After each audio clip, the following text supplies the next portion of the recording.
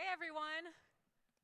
Happy CRS. We are here with our first cycle of a song of CRS, and I'm proud to introduce the campground Josh Ross and our moderator, Julie.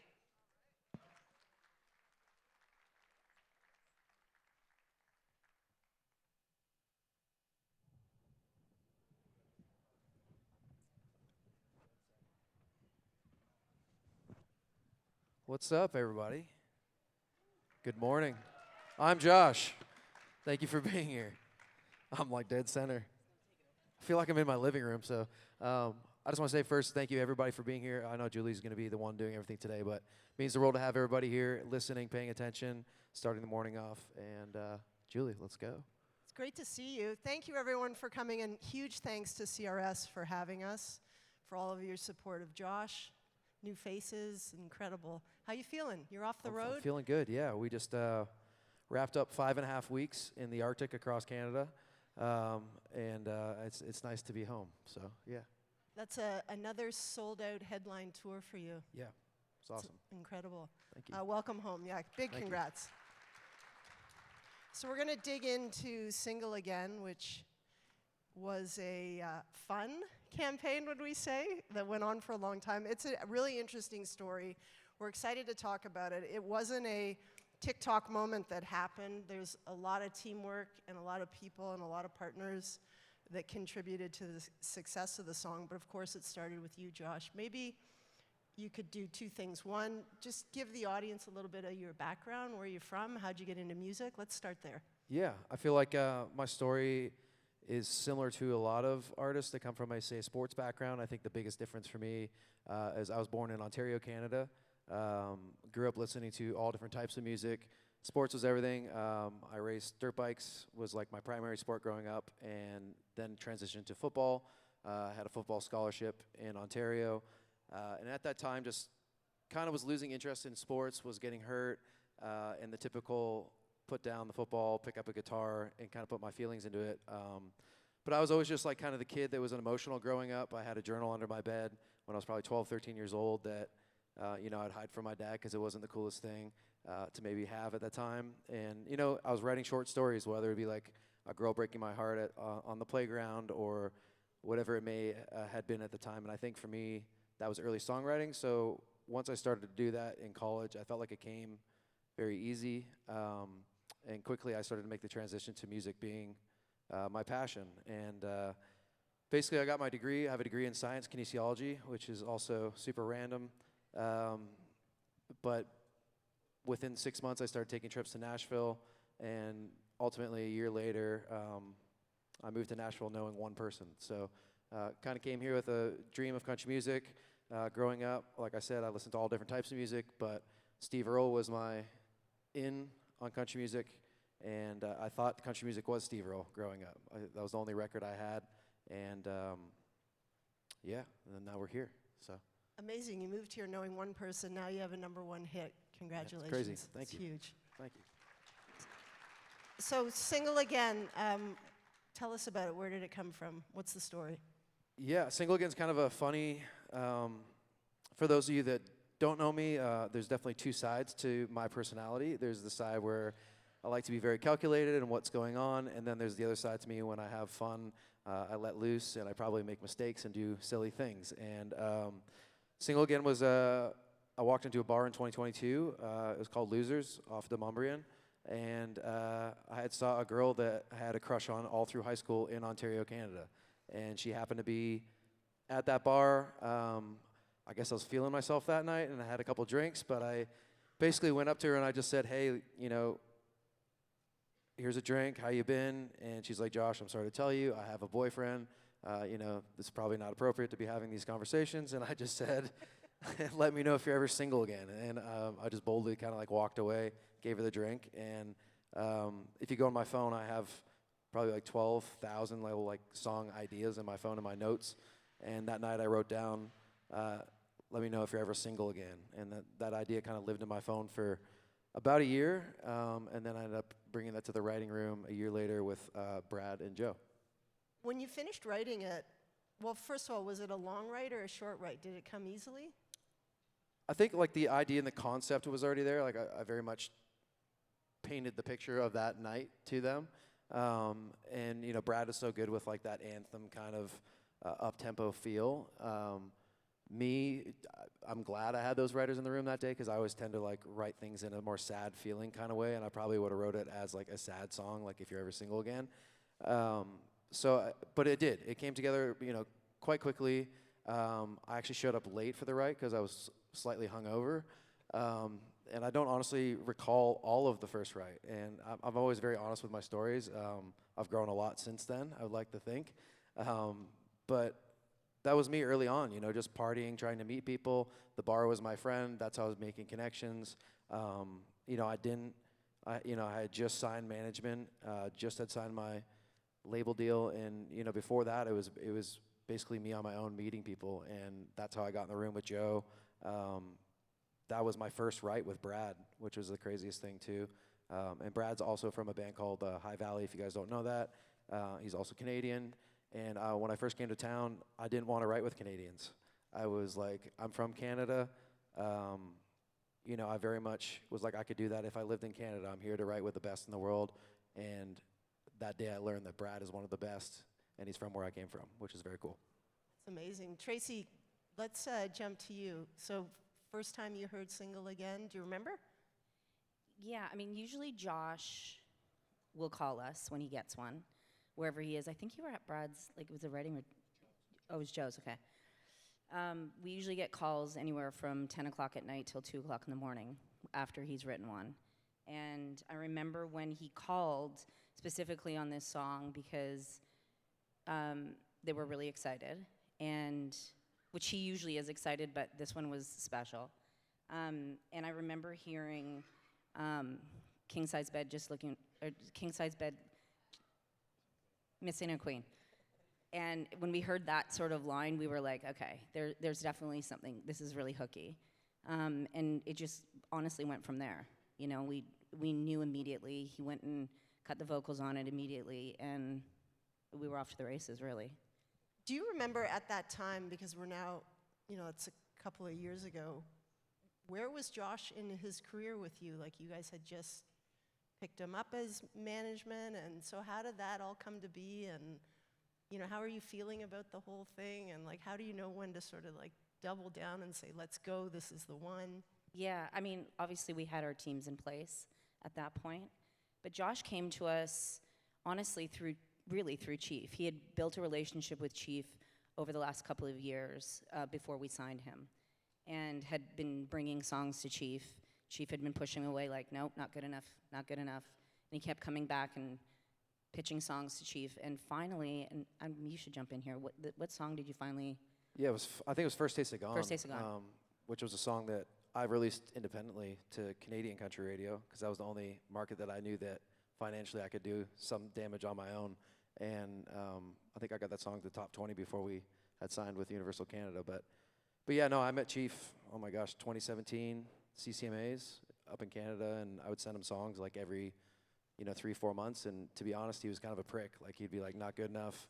But I was always one of those people who, like, nothing.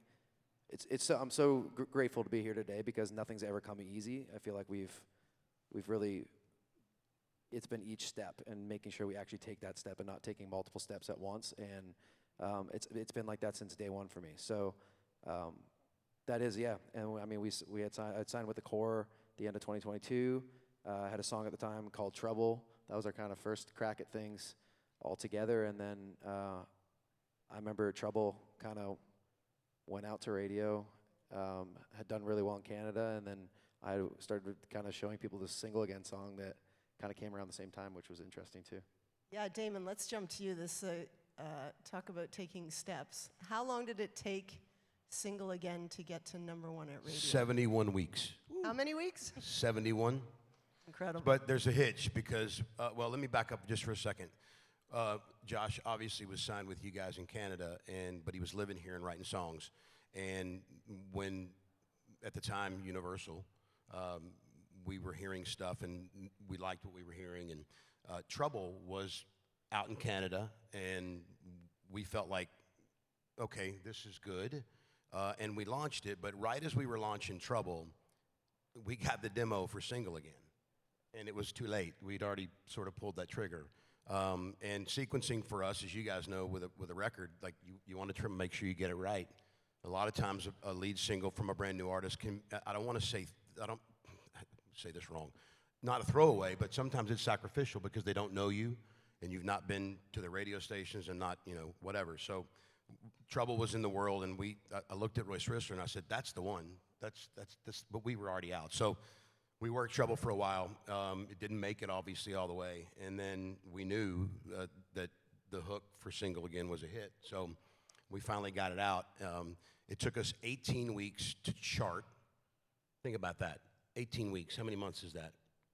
4 and change. It's a And lot. just to put that in perspective, it went to #1 in Canada in 16 weeks from release to #1. So it gets better. 18 weeks to chart, and then it promptly fell off the chart and was off for a month. Tracy called at that point, and we didn't really know each other well. We were just getting to know Josh, and with the core, we were all kind of just feeling each other out, and she didn't trust us, and we weren't sure we trusted her fully. What did that Very true. conversation? How did that conversation go? Well, exactly that. It was like we didn't know this team. We had already sort of stumbled with Trouble, and I called Damon, and I mean we had been talking. Chief Simon and I have been talking about, is this the song? Let's not keep pushing this if this isn't it. Like it's not going to be a good look. We've already lost it with Trouble. So that was the conversation with Damon. It's like, is this the song? Like, can you guys actually do this? And he's right. It was like, I didn't know Damon. Damon didn't really know our team yet. We didn't trust him because we lost Trouble. We've all learned that that's not really it. You got me in the corner, like, freaking out on everybody. Yes, yeah, throw Josh in the mix of all of this. So when Trouble fell apart, Josh called Hannah Galuzzi from our A&R team, and he said, can we go get a drink? So we went to Losers and sat on the patio, and he just sort of unloaded on us. Like, what the hell's going on? Like, it was a moment. And at that point, when it took us 18 weeks to get on the chart, fell off for a month, and Tracy called and said, okay, is it time to move on? Should we just move on from this song? And we knew from the first time that we heard it that there was a hook, right? It was so familiar and so catchy. I got a king-size bed just missing a queen. And I said to Tracy, I promise you, if we can get 300 or 400 spins on this thing, it's going to research. It will research at radio. And streaming was so far out in front. You guys were playing the hell out of it. And you worry about if you get too far out in front, what's going to happen. But I urged Tracy and the core, like, please just stick with this. I promise you it's going to research. And it did. At 400 spins, it just started coming through. And then, although you guys had let it streaming and it sort of played, you didn't take it off of every playlist. And I want to take your stuff. But we knew that if it was a hit for terrestrial radio and the research was there, they weren't going to walk from a hit. And it's nice to know that you guys can lead the way. And radio, look, you guys are shackled to a rating system that makes it hard sometimes to lead, right? For sure. But we knew that you wouldn't roll if the research was there. And it just kept coming. We kept getting reports from radio stations. This thing's testing power. It's so good. And at that point, I think we realized, okay, we're going to hang in. And even when we got, I don't know, we were 60 weeks into this thing, and can we make it? Can we make it? It was a grind. If the life cycle of this song were a novel, it would be War and Peace. It just took forever. Well, and the other thing that was so interesting about it was that because, Josh is a unique artist because we have Canada and we have the U.S. So the song going in Canada and it going so quickly, and, we have great support from our DSP partners. Specifically, Spotify has been really ahead with Josh right out of the gate, and Apple in Canada as well. But here, that was, like us getting on Hot Country with that song happened so early. And we knew that we needed to keep that streaming going in order for us to get the data for Damon, for him to be able to continue to grind it out at radio, to get us into the top 20, so that we could start to get top 30, so we could start to see what some of this research did. So we were in this really weird spot, and we had been flagged from an insider that, hey, there's a chance this song is coming off of Hot Country. And I think that was September.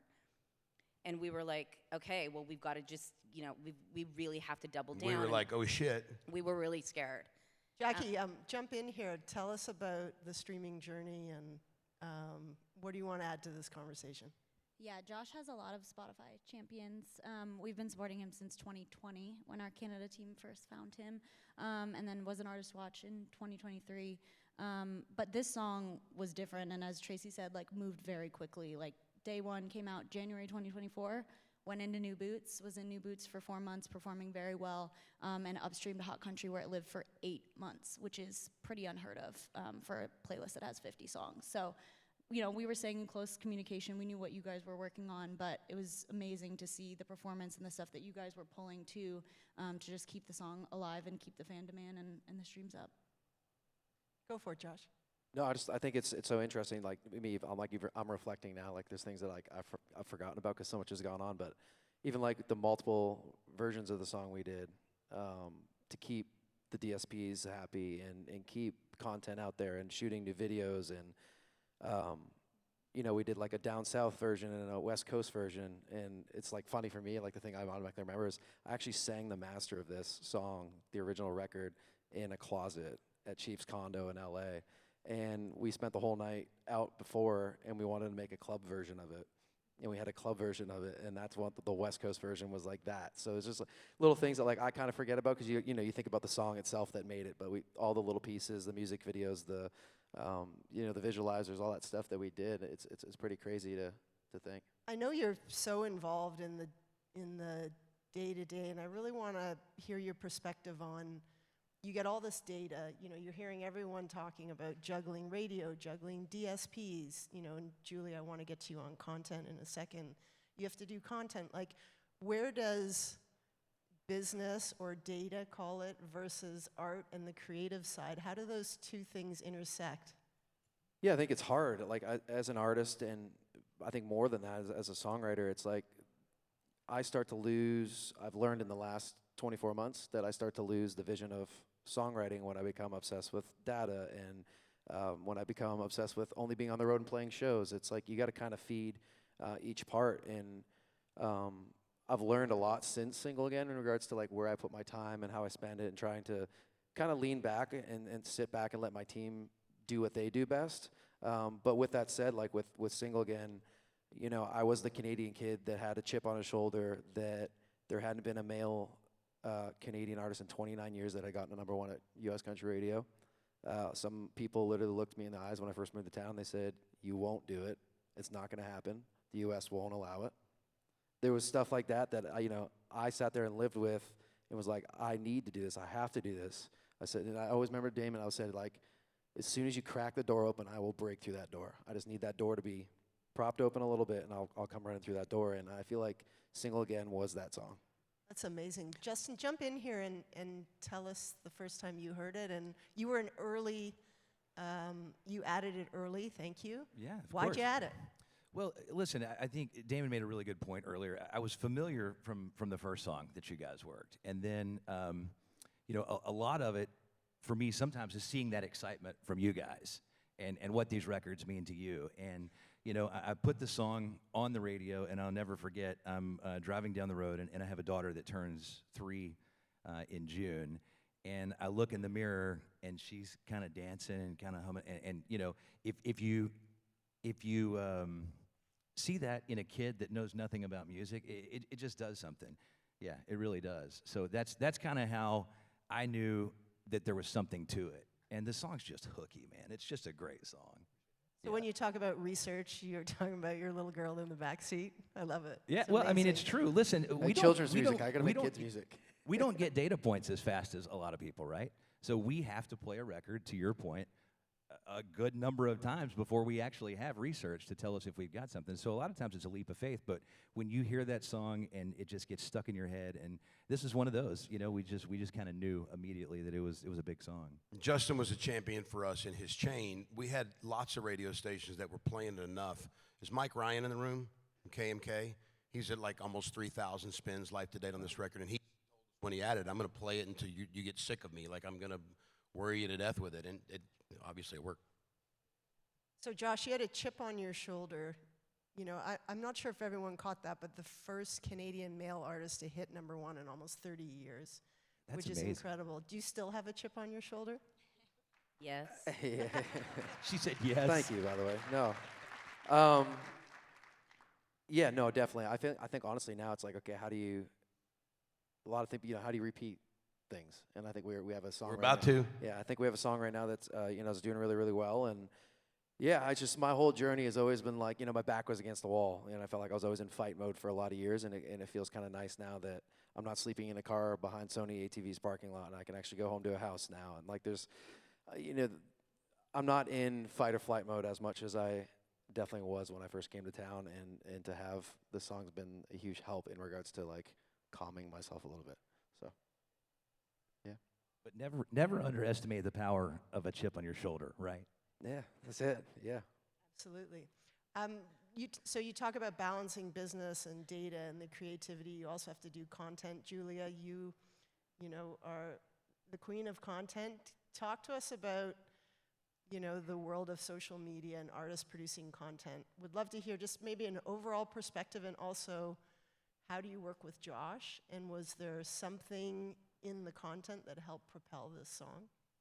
Yeah, I think we came on to work with Josh a year ago now, which is so exciting. So we came in, obviously Single Again was out, so we really wanted to come in to help with the entire project of Later Tonight, but also wanting to make sure Single Again continued to get more focus.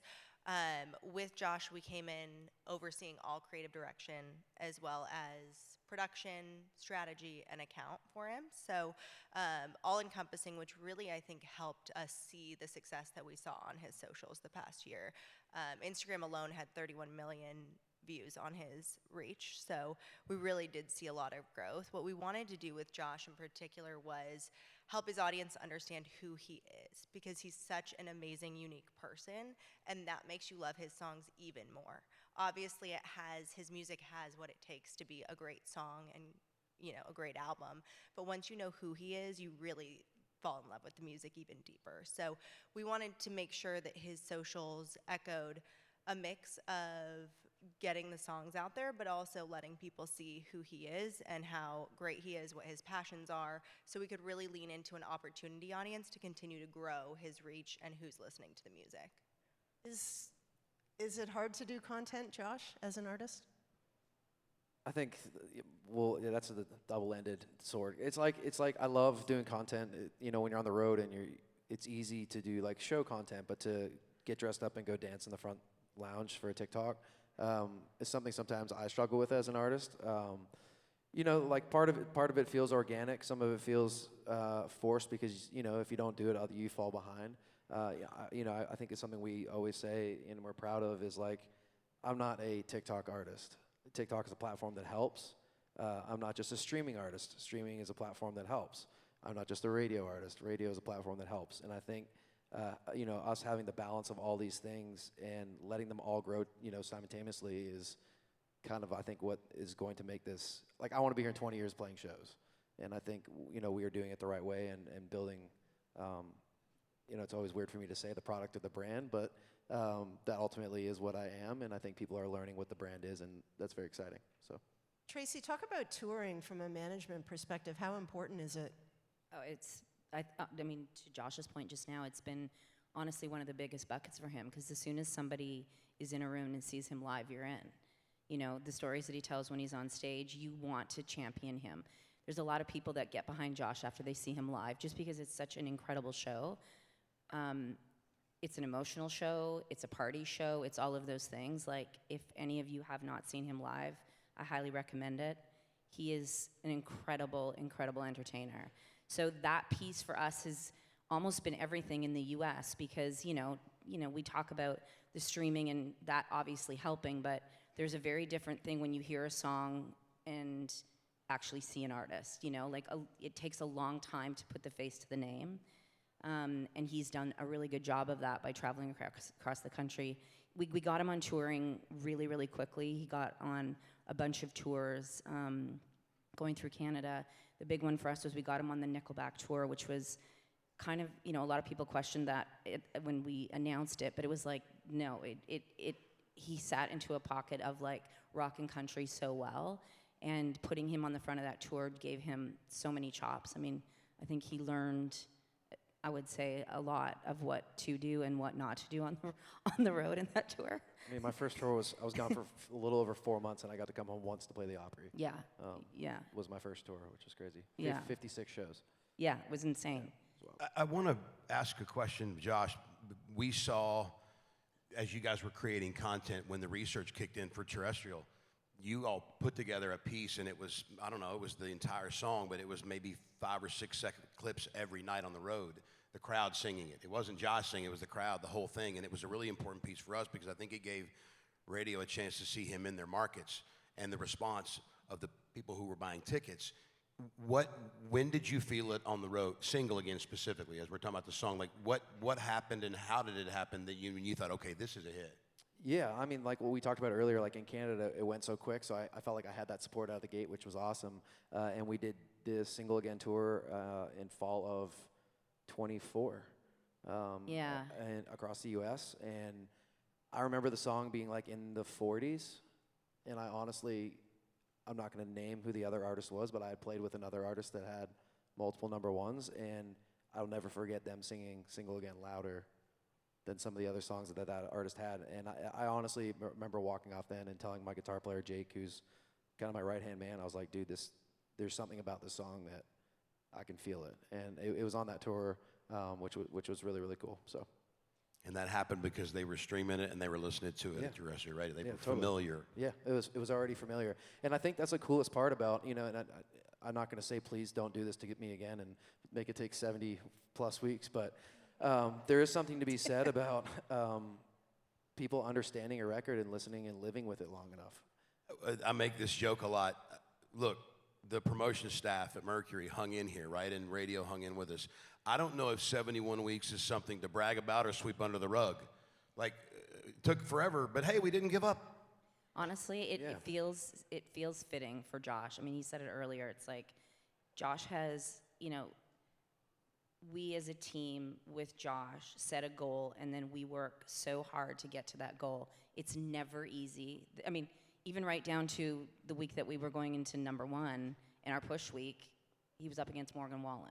Like, it was like, of course he is. Like, it's always been that way, which makes it that much sweeter, Like, I'll never forget when we put the first time that we were pushing Josh out to do headlining shows in Canada, and our agent, Joel, at Feldman Agency back home, we had started in a club. That's what we were putting on sale. It sold out in the pre-sale, and he called and he said, listen, I'm thinking that we should bump this up to the Danforth Music Hall in Toronto. Like, I think that he can do it. We were moving from 800 tickets to 1,200 tickets. And so we changed it that day really quickly. And it wasn't, everyone thought we had marketed that way, like we knew the end game. We didn't. We were like, great, let's bump it up to the next club. Sold out immediately. Like, within hours, it was sold out. And so we let that live for 24 hours, and I thought that was it. It was like, damn, we already sold out the Danforth. This is crazy. And this was all during Single Again. And he called the next day, and we were on the Nickelback tour. And he said, he was like, don't freak out and don't think I'm nuts, but what do you think if we move this show to History? And I was like, there's no way, let's not bite off more than we can chew. That's insane. And as he talked to me about it, he was like, listen, we're already at 1,200 tickets. We only need to get to 1,800. We've got a runway here. We can definitely get the room filled. Let's just see what happens. And so I called Chief and Simon, and I'm like, what do you guys think? And they're like, honestly, what have we got to lose? We can sell 600 tickets or 400 more tickets. And we were sold out. On the day that it went on sale, it was sold out. And so we had this really cool marketing thing that happened that we didn't actually even plan for, that organically happened, where we went from a club into the Danforth Music Hall into History, all off of the success of that song and Trouble, and obviously the stuff that came before it. But Single Again really was what drove him suddenly into doing, selling out shows. How'd that feel, Josh? I just love, our Single Again tour in the U.S. was sold out, too. It sold out, incredible. yeah. And then, that was my first tour, and some of the rooms, I think the smallest we played was 400, the largest we played was 1,200. And, there's certain markets that have been playing the song since day one, and those are the markets that, obviously, people showed up, and they knew the song, and then there was some that were new, and I always find it, it's so cool to have, new fans and to be able to do the touring, and people always ask, do you love doing your own shows that are sold out? And it's 100% I do, because, they're there, they bought the ticket, they're there for you, but there is still, again, I think it's a chip on your shoulder when you go to open up I get to open up for Nate Smith starting top of April, and people are going to come to that show and they have no idea who I am. And that's now new fans that I get to make. And I think that selling out shows is definitely such a cool and honorable and just like, wow, look what we've done. But I feel like there's still so much work to be done that I get excited when I get to meet new fans or new people in the room that hopefully today when you guys are like, wow, I didn't know that about him. And, you know, just new people honestly sometimes make me more excited, if that makes sense. I was just going to say, Damon, we should also talk a little bit about the work that Josh put into making sure that he got across that Agreed. country. So obviously, we talk about the country format specifically because I don't think it exists in other formats, not like it does here. When an artist makes a decision to go and invest locally with your radio stations, if it's a St. Jude Radiothon or whatever, and you can't do it all, right? You're touring, you're selling tickets. But I will say this, when the research kicked in on this record and it felt like, okay, we might be able to get it, they doubled down. And everything we asked them to do, most things that you guys called and said, hey, would you be willing to, that you said yes. And I think it solidified our opportunity to get to #1 because you were invested. And, you know, in this format, when you do invest, when it's mutual, the career can stretch out. It's not just a hit record or two, right? This career goes to several albums and lots of #1s, and it's 15 years. All of a sudden, you're 15 years in, and you've got a relationship with radio stations, and you know the programmers. It's really special. It doesn't. The fact that you all did double down, and we just kept asking, and we worked you to death. I think at times it thought, well, he's going to fall over. But I was just going to say that's the one thing that is so special about working with you specifically on the roster is that even on, you know, Josh has a unique career because he jumps from Canada to the U.S., Australia back, UK back. Like he really, I mean, he works harder than so many artists.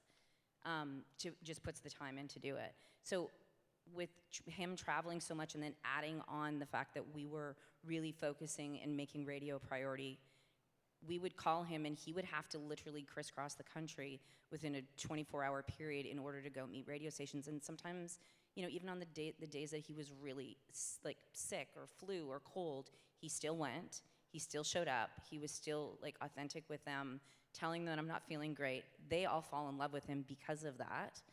And honestly, that's what it actually takes to be able to get. And now here we are off to the races. And it's, you know, like we had a showcase early on. I think it was Milwaukee, and you'd been working hard, and you were sick as a dog. And we had a bunch of folks coming to town. I think it was a Stapleton show. Maybe we did a showcase on the front side of it. And Tracy called and said he's like we don't know if he has RSV or if he's got the flu or what. And we were prepared to cancel the showcase. And you know, several hours go by, and the next thing you know, he's on a plane. And he said, "Hey, I'm not going to get super close to people because I might be contagious, but I'm going to do this." And for our team, the folks who are out there hustling with you, it makes a huge difference to know, okay, he's in this. You could have canceled it, and we would have been okay, but it just kind of shows that work ethic of I'm going to do whatever it takes to at least get my foot in the door. it's really hard, and he does it. Honestly, it's my favorite thing about Josh. Where's that work ethic come from, Josh? I think it's just like I have the opportunity and like the lane's there, and just like how I decided to partake in, I say doing music, but it's like it's crazy, this is my job. But at one time I was like, I don't want to be 30, 40, 50 and be like, wow, I wish I would have tried. And I think that I've always said, and I when I first met Damon, I don't know if it's cool when I say the story, but we sat at the Palm across from Bridgestone, and he's like, I want you to come to Mercury. And I said, well, how many more years do you got? Because you have a lot of gray hair. No, what you said is you have a few gray hairs. Yeah. Now he's They're got a all lot gray. because of Now the they're all singles. gray. Hey, 71 weeks later, It's all gray here we hair. go. But in all honesty, it was like, I think that, and then to back that up, what I also said, and when I'll never forget these words coming out of my mouth, is when you and Hannah and I sat down at Losers and Trouble didn't work, is I said, you know, if this doesn't work for me, you guys will go find another artist and do it with the next artist. I have one shot at doing this. I can't just go rebrand myself with a new name and try again. This is my product, and I get to do it once. And I think that really hit home, and that's how I feel about it. You know, I still try to say yes to a lot of things. I think in 2023, we played 175 shows. 2024 was like 140, and then last year was like 120. So it's just, there's a lot. I'm homesick, between 45 and 60 days in my own bed a year, which is. I really, that's a very impactful statement. I'd love for our partners maybe to react to that. We all, and I say this often, we're going to get I work for a company, I'm going to get a paycheck, it's going to show up. We have an artist here who has one shot. So I'd be curious, maybe Justin, Jackie, Julia, jump in here and react to that. How does that make you feel? How hard does that make you want to work for him? Well, it warms my heart, right? Like, I think anytime we can see that buy-in from an artist, it matters, because the last thing we want to do is use our platform to build up somebody that's not invested, right? We have a finite amount of space, and if we're going to invest in somebody, we want to make sure that it's somebody that really cares and somebody that really wants to do this and is invested. And you talk about all the shows that Josh has done and all the traveling that he's doing. When I see somebody out there grinding and working that hard, that speaks volumes, man. It really does. So good for you, buddy. Yeah, and I think I would echo that on the content and strategy side. Josh really cares about when we put pitches together for what his creative's going to look like, what his content looks like. And having an artist who's invested in that, it also makes it work. I remember our first really big shoot with him. He had a drunk music video in Nashville, and then we all flew that same night and then had a 3-day shoot in California the next day. Like, it was full days, back to back, every single day, and Josh showed up every day ready to go.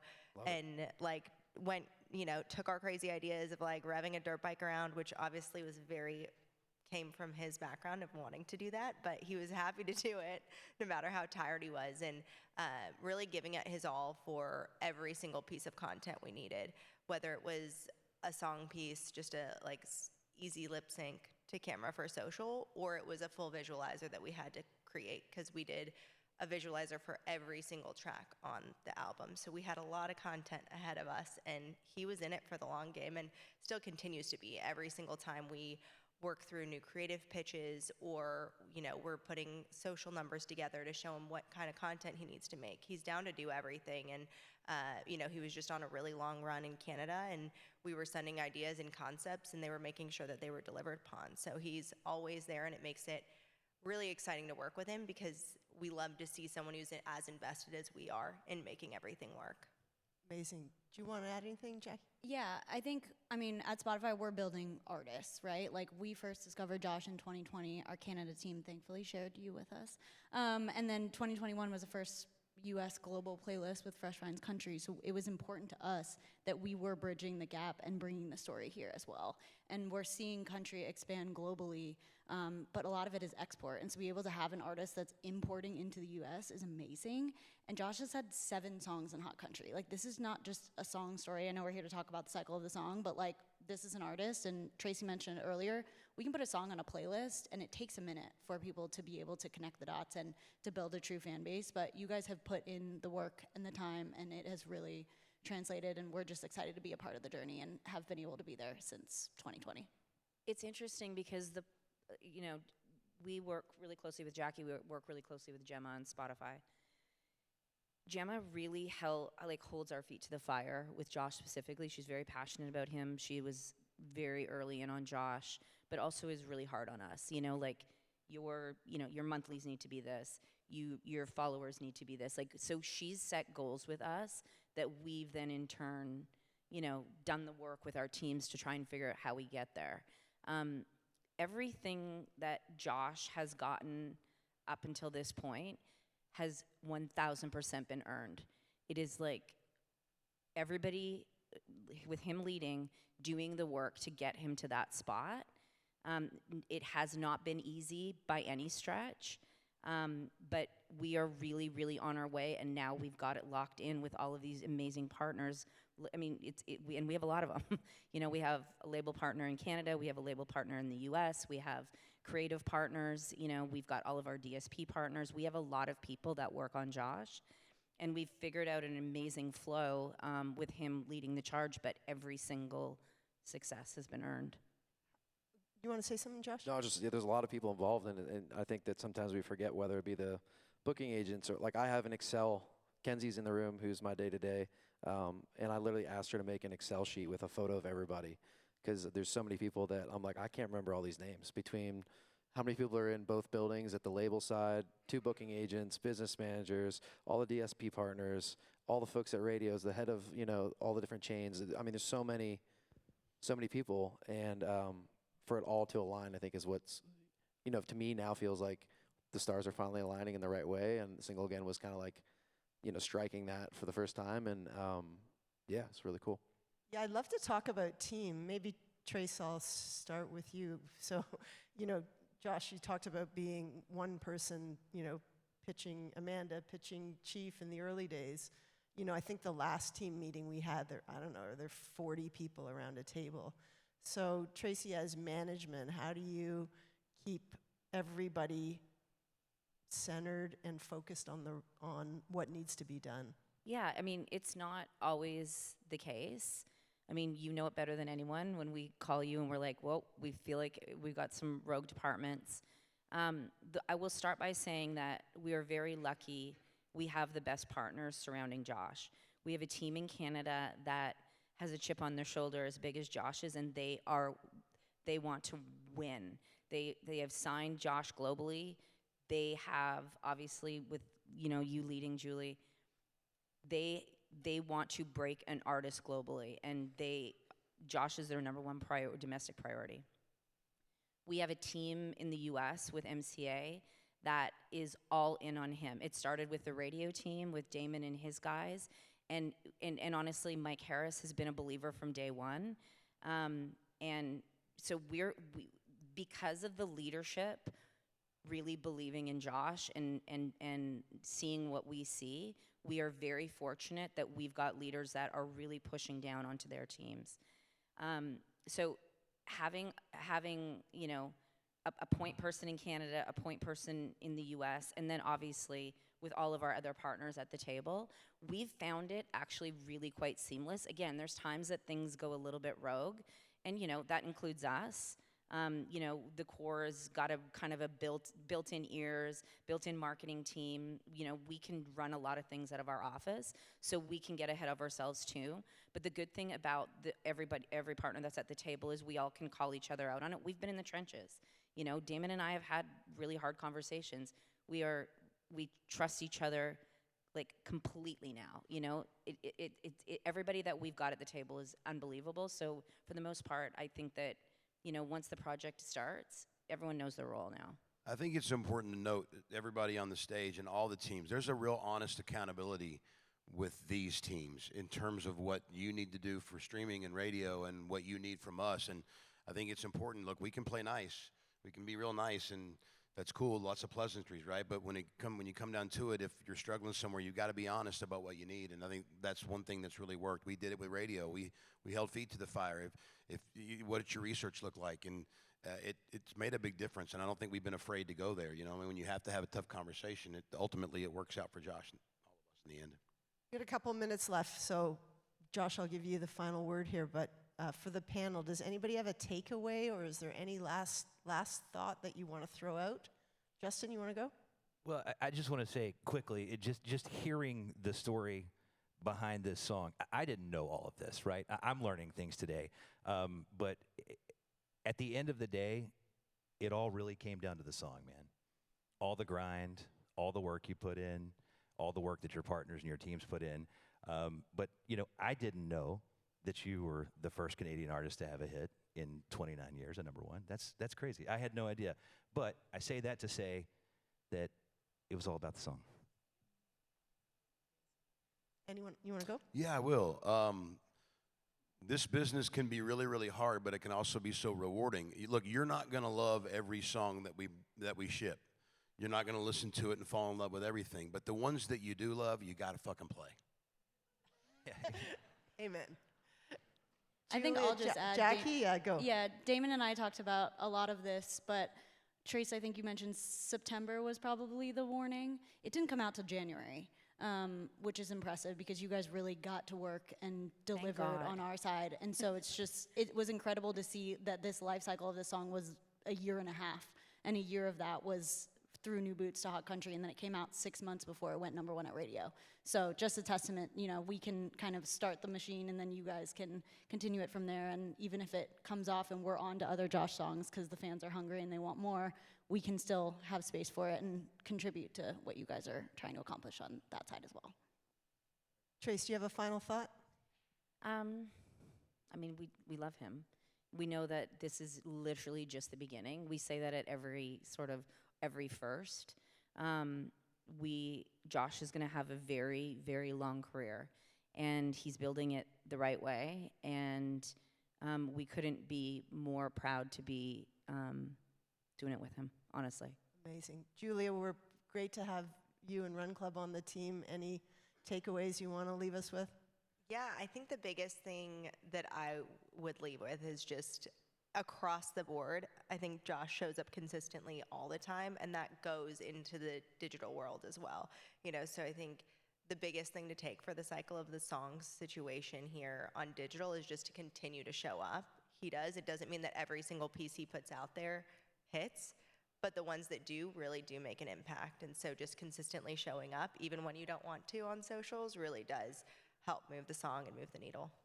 Josh, we love you. We'll give you the final word. Okay, now you have a #1 hit. How does it feel? What's next? I still feel like a baby. It's like I'm up here talking and educating people, and I'm like, I just signed a record deal 3 years ago, you know, or a little over. But no, it feels amazing.